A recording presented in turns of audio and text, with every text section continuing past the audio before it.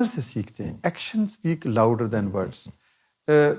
ہم نے کہا کہ ہم یہاں ایک دکان بناتے ہیں اور اس دکان میں طرح طرح کی چیزیں رکھیں گے, کاغذ, کاپی, پینسل, چاکلیٹ, کھانے پینے کی چیزیں, جوسز وغیرہ, اور ان پر ہم ان کی قیمت لکھ دیں گے.